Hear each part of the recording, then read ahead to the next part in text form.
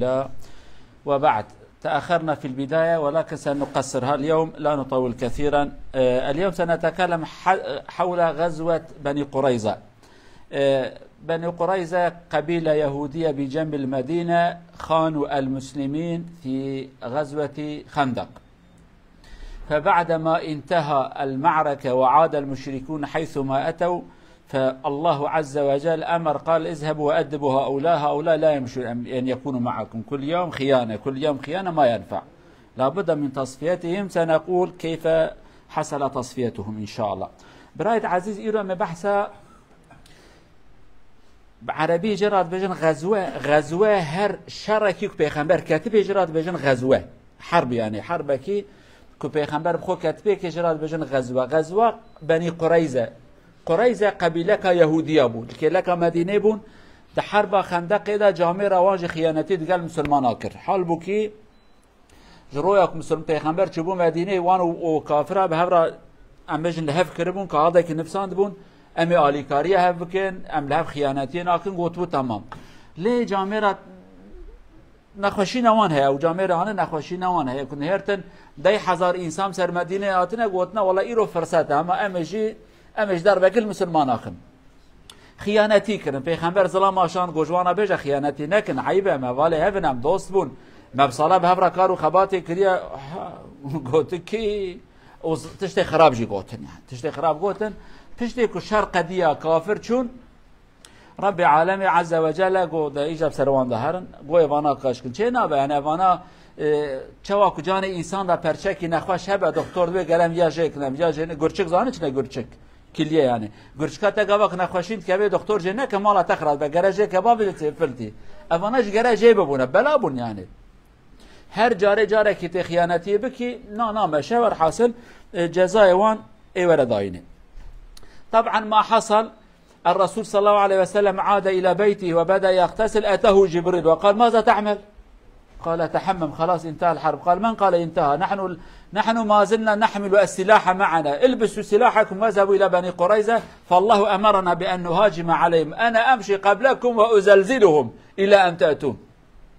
جبرائيل عليه السلام مع سائر الملائكة ذهب إليهم وبدأ بزلزلتهم إلى أن لحق بهم النبي صلى الله عليه وسلم. والرسول أمر قال عليكم أن تذهبوا إلى بني قريظة ولا تصلوا العصر إلى هناك، يعني وإن غاب الشمس فعليكم بالإسراع قبل أن يعملوا شيء، الحقوا بهم حتى لا يأخذوا الفرصة، نحن علينا أن نهاجم عليهم. فبدأ المسلمون ويهاجموا عليهم. تشتك چيبو روجا حرب خندق قديا پیغمبر هات مالك واسر خوب شون 20 روزه 25 روزه دشار دانه شوشتن تنه تشتكيتنه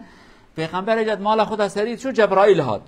وملائكته وحي موينادي او ددينن قو محمد تشدكي قو واسر خود شم قو ها ما يجا جل يقدر نقص يقو جل ما حرب المنات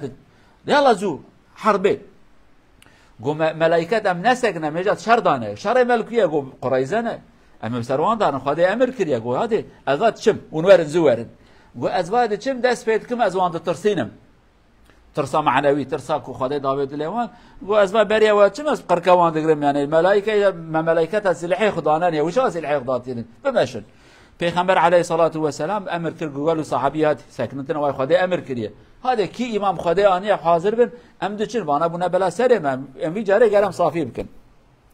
حتى پیغمبر عليه الصلاة والسلام امر کرد تکسک لمجا عصر نک حتى کچلوی ولو روج هر آواجی ولو لمجا عصر درباس ببجی زرارت نهارن لوی لمجا عصر بکن. يعني اجا قواتي كشون دريدا هنك صحابيه قو والله ايوه مع عجله كرم هات امش قال مجا خو بكم برا المجل منچه هناك اجي قو والله هر نچه پیغمبر قوتي الا قرون هرن لوي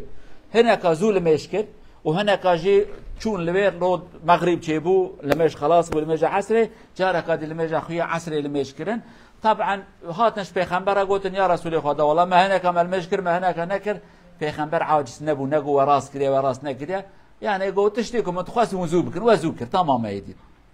ايك زول مشكرن زرارتنا ايك درنگ لمشكر او زرارتنا مهم وعجله كر مهم وقداريا مكر والكيف وقت ما شنكر وزوكر ونهاتن وبيغمبر عليه الصلاه والسلام صحابي شام. طبعا الرسول صلى الله عليه وسلم حينما أرسل صحابة جعل اللواء المسلم في يد علي بن أبي طالب، قال أنت امشي أمامي واللواء ليكون معك. فحينما أتى سيدنا علي إليهم فسمع بأنهم يشتمون النبي ويسبونه ويسبون أزواجه، فسيدنا علي أتى ليستقبل النبي ويبعده حتى لا يقترب ولا يسمع سبهم وإهانتهم. فحينما أتى فقال يا رسول الله يعني من الأفضل أن لا تقترب إلى هؤلاء الأخابس أو الشياطين. فالنبي فهم، قال هل يشتمونني؟ قالوا والله نعم يعني يشتمونني. قال لو رأوني لسكتوا، إذا يروني لا يستطيعوا أن يشتموني. فحينما أتى النبي سكتوا. فقال لهم النبي يا إخوان القردة ماذا حصل معكم؟ هذا عقوبة من يخون الله ورسوله. فبدأوا وقالوا يا أبا القاسم أنت رجل عاقل ورجل محترم، غيروا مباشرة، ولكن لا ينفع. حين الضعف مجاملة وحين القوة الضرب والإهانة، ولكن هذا التصرف لا يمشي على المسلمين الأذكياء، ولكن المسلمين الأغبياء ينخدعوا بهم، أما أصحاب العقل لا يمكن خداعهم. فسكتوا. تشتك پیغمبر کرد علیه الصلاة والسلام گو علی تپیشی ده هرب بره وقتی که چون شر بایرق مزانه چون علم بایرقت کرن دسته خو کرمانجی بجن آلا ور حاصل آلا اسلام پیغمبر گوش حضرت علی را گو تو علی ببر حضرت علی هات پیشی ده مسلمان هاتن اوان یهودیه تشتی خرابش پیغمبرات بجن کفرت کن ج پیغمبرا ج خانمی ویرا جنی ویرا تشتی خرابت بجن بأدب تبيجج وانا حضرت علي گو بس از بزبرم از پیغمبر بدم سکناندم برا رسول خدا نه دنگی وانا نچه گویی وانا چهره خانمه ویدن کلفتی تشتی خراب بجن کفرت کن. حضرت علي هاد گو یا رسول خدا گو هما تلوان درف سکنی چه ترم پشکی پیش دا نچن یعنی پیس وانا رزیل نزیکی وانا به پیغمبر با عاقل مفهم کرد گو علی قید تشتی خرابش مراد بجن گو والله تشتی خراب بجن کفرت کن حقارت کن گو از انا هرم او مبدین نکارن حقارت بکن. او قصا کو رب عالم پیغمبر پاراست و کافر او دید زمان خود گرتن کفرتن خلاص ترسا چاو پیغمبر چو سکنین پیغمبر گو اقربای میمون ترکی یعنی گو برای میمونه نه چون که اینکی جوان بره کو خراب بو خدای عالم جزا دابو ان کربو میمون و کربو خنزیر و پاش مرن یعنی پیغمبر گو بره میمونه نه یعنی اقربای واجب امری خدا کرن جوانا گویی خدای چانی سره و اون انسان خیانتی دیگر خدای بک آوا خدای مروا رازیل که یعنی من خدای و چوا رازیل کرد اون خیانتیت کن ایمان ناینن اونو کافرات من یک متر مسلمان ادوجن وقتی پیغمبر دیتن آوا افندی افندی کرن گو ابل قاسم پیغمبر ناوی کرایکی قاسم و باوی قاسم عادت عرب ابو صاد گوتن باوی قاسم گولت انسان کی محترمه یعنی ها انسان کی با عقل انسان کی افندی پیغمبر گو هایده وان گوتنه و ایدیش مرا فایده تنه عادت کیوانه وان یهودیه وقتی کو قوت وان چه فرعون کس کی ناس ناکن کو قوت وان چه عین دنیا کپسیکه کی او ضعیف تبر قربانه تمه حیرانه تمه وقتی پیغمبر دیتن خدای ترسی کرد لیوان ترس کرد لیوان گو ابو القاسم میجاوا کبار نازک تسمع برنه گو ابو القاسم تبر تشتی خراب جيرات گوش خانماويش كلفتي عائله وراد گو حاصل كلام شو. طبعا المسلمون شدوا الخناق عليهم، فاليهود كان عندهم إمكانات، كان بإمكانهم أن يستمروا ربما لشهور للدفاع، كان عندهم قلاع، ولكنهم جعل الله الخوف في قلبهم، قالوا نحب أن نستشير بعض المسلمين ماذا يقول. كان هناك لهم أصدقاء سابقا في المسلمين قبل الإسلام، فذهب إليهم شخص مسلم اسمه أبا لبابة، فقالوا يا أبا لبابة ماذا تريد أن يفعل بنا محمد؟ فقال أو هل نقبل حكمه؟ قال نعم لو تسمعوا كلامه يكون أفضل، وعمل يده هكذا، أي النتيجة يذبحكم. فحينما قال هذا الكلام فهم بأنه خان رسول الله، كان المفروض أن لا يتكلم، أن لا يقول ماذا يريد النبي، فعاد مباشرة إلى مسجد النبي وقال أنا خنت الله ورسوله وسأربط نفسي بالعمود في المسجد ولن أسمح لأحد أن يفتحني أو يفك ربطي إلا رسول الله، إلا أن يتوب الله عليه. ولكن في النتيجة الرسول قال لو أتى إلي مباشرة لاستغفرت الله له، ولكن ما دام ذهب إلى المسجد فالله عز وجل إن غفر وإلا لا أعمل له شيئا. في النتيجة غفر الله له لأنه كان صادقا في توبته. تشتك چيبو وانا نهرتن زحمته برای اینکه دوستوانه دنوا مسلمان دا دوستوانه کبن هبو گویا پیغمبر گفت نم خواستم فلان کس بره دوست ما جبراوره امپیرا استشاره بکن، استشاره جاج مراد بچه اویا جنابی ابو لبابه ناوی باب لبابه هات گو ابو لبابه گو ام قرارك محمد بدا ام قبول بكن گو قبول بكن لي دست خو اوها كر يعني قرار محمد كشتنا و بوجه چمكي وخيانتي كريه ديلو وخيانتي او كر جزاوي كشتنا باشقتنا وقت گو دست خواكينو كر فهم كر كو يان شاشتي كي كر گرم خبر ندا مچما گو و در حال گو والله شاشتي كي كر چو جامعه پیغمبر خو ديرك و گريدا عموده و گريدا گو من گناكي پرمازن كر برا آنجا خدا من عفو بکه پیغمبر ورم بکه ور حاصل پیغمبر بگو اگر کباتا جمع بگو تا والله مشاشتی کر اس پوشمان من دعا بکره خدا عفو بکره اما چیه جامعه گوتی برا خدا من عفو بکه تشتک نک حتی خدا عفو بکه او آیت کی خدا شان گوان انسان نیت وان پاکه شاشتی کرنه توبه کنه متوبه وان عفو کریه رب العالمین توبه و عفو کر اوجی پیغمبر چوی وکر والحاصل كلام أوجب شكله كده رباص ولكن في النتيجة سيدنا علي رضي الله عنه أتاه الشجاعة مرة أخرى وقال يا كتيبة الإيمان إما لأذوقن ما ذاقه حمزة أقتل أو ليفتحن الله علينا فكان معه زبير بن العوام ابن عمته وبعض كتيبة مجموعة من شجعان المسلمين فحينما قالوا هذا الكلام اليهود قالوا خلاص نقبل حكمكم خلاص استسلمنا فاستسلموا هكذا يدخل الله الرعب على قلوب المنافقين پشتیوی حضرت علی بایرق دستیوی دایه علما اسلامی کر قیرینی گو والله یا از وکا حمزه ورم کشتن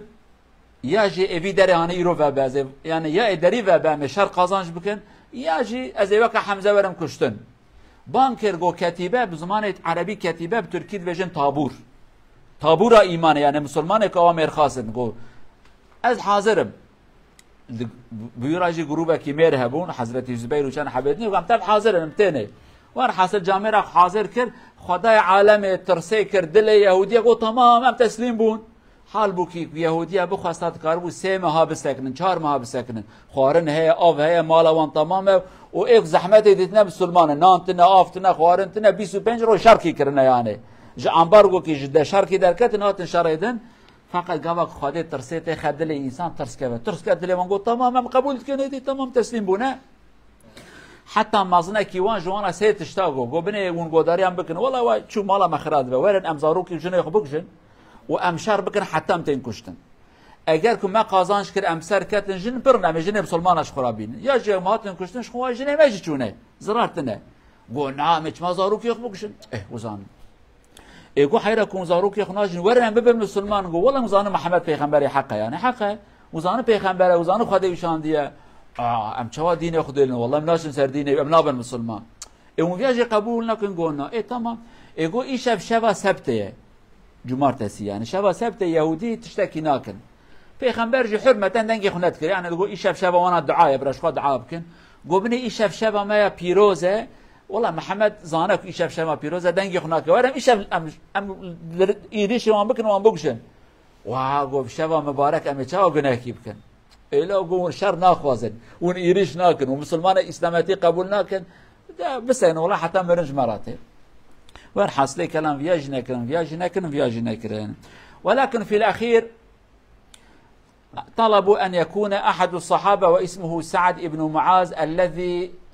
قد شتموا عنده رسول الله صلى الله عليه وسلم وهو كان جريحا في المسجد النبي قال فليأتي ويكون حكما بيننا فأتى فقال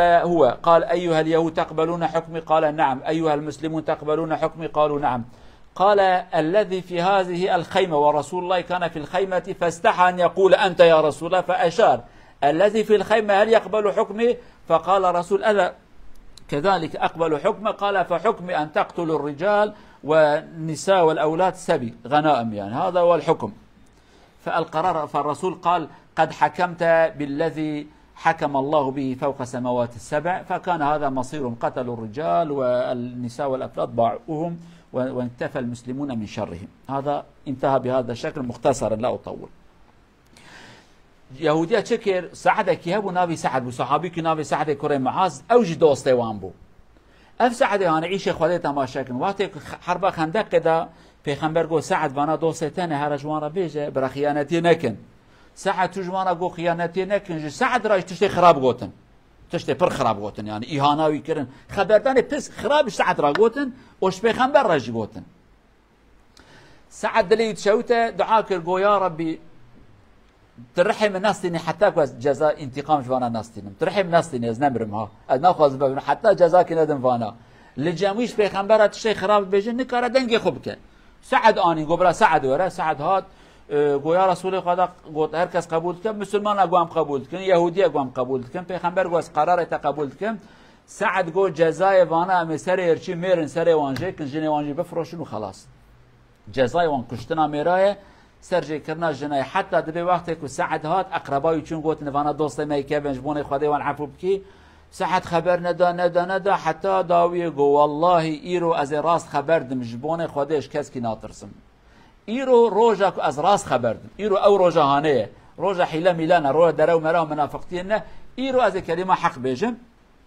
به شکل هانی کلمه حق هات گوتن سر وان شکرن مسلمان سرکتن الحمدلله اولا کافر دنجی سر وان هات شکرن حتی میر مجامره تراخ میر بون دقیقه پاشینجی پیغمبر جوانا گو چنه گو والله ام قد پوشمان نکو من ارتیب ترا کردی دل مرحت مق ام پوشمان نبونه که من ارتیب ترا کردی او قصاکو عناد وان ابو ها عناد وان گو قد نپوشمانم ولی فقط گو شانس متنه يعني ام نپوشمانن امکان ما هبه مجاره قادیب ترا شر بکن ام ستبک فقط قرار انسان تشتكيه قرار خدا تشتكيه خدا عالمي قرار دا مسلمان سركتن في شريانه دا دفتر يهوديه هاد قرتن مدينه ودر دور مدينه تميز بو ايرو او بس حتى حفتاتي ام بهذا دوام نكتفي اليوم بهذا القدر وبهذا الشكل انتهى او اغلق دفترهم دفتر اليهود فاصبح المدينه خالصا مخلصا للمسلمين وكفى الله المؤمنين شر القتال أصبح أموالهم كلها غنيمة للمسلمين مال يهودية اشتبكت دست المسلمان أو ربي عالمي مسلمان جبيب بلا ومصيبات خلاص كل بسركتين حتى برا بس حفتاتي لما أنا كان رقب تركيج ورا بيجن إن شاء الله.